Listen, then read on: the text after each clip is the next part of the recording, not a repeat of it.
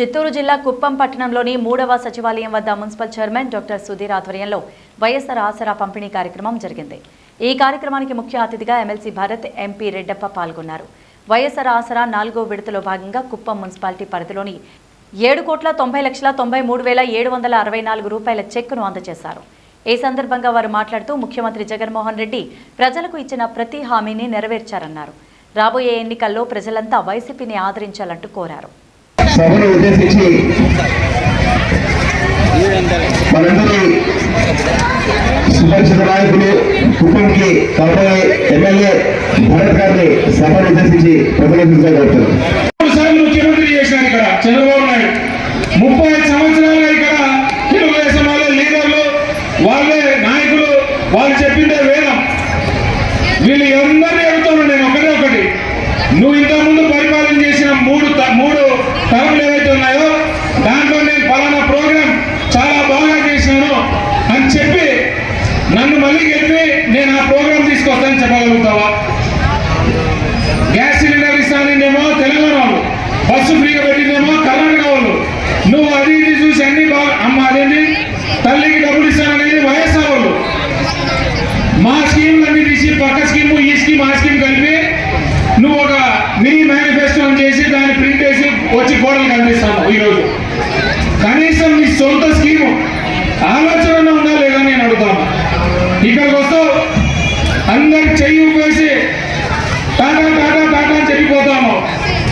ఇంతకాలానికి జనాలు కూడా నీకు చెయ్యి ఊపుతున్నారు టాటా టాటా టాటా అని. ఇక్కడ చంద్రబాబు నాయుడు పంపించడమే ఆలస్యం. ప్రతి ఒక్కరు కూడా చెయ్యి ఉంటే నాకు ఊపుతున్నాడు అనుకుంటున్నాను. ఇక్కడ ప్రజలందరూ కూడా ఇంకా చాలు బాబు బాయ్ బాయ్ అని చెప్తున్నారు. ఆ విషయం నాకు అర్థం కావడం లేదు. ఏదేమైనా సరే ఈ 4 ఏళ్ళలో మనకిచ్చినటువంటి మాటలన్నీ కూడా నిలబెట్టుకున్నటువంటి మన జగన్మోహన్ రెడ్డి గారికి మీ తరఫున నేను మరొకసారి ధన్యవాదాలు తెలియజేస్తూ, ఇప్పుడు రంగనాథ్ ఒక మాట చెప్పినాను, జయహో బీసీ అని. జయహో బీసీ ఎవరన్నా అంటున్నాను నేను.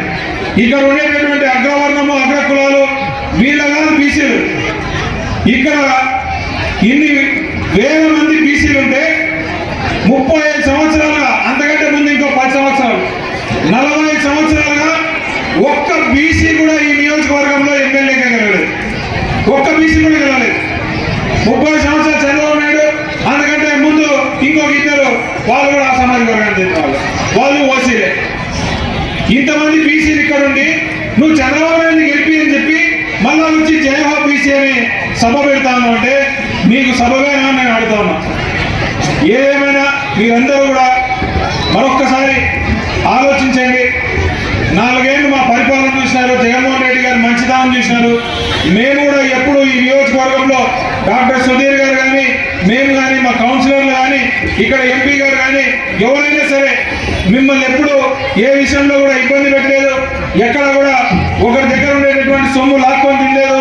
అలా ఏదైనా ఒక 2 చోట్ల జరుగుంటే కూడా దయచేసి మమ్మల్ని క్షమించండి అని మీ కాళ్ళకు మొక్కుతూ మీ బిడ్డగా మేము కూడా ఇది 3వసారి మేము పోటీ చేయడం.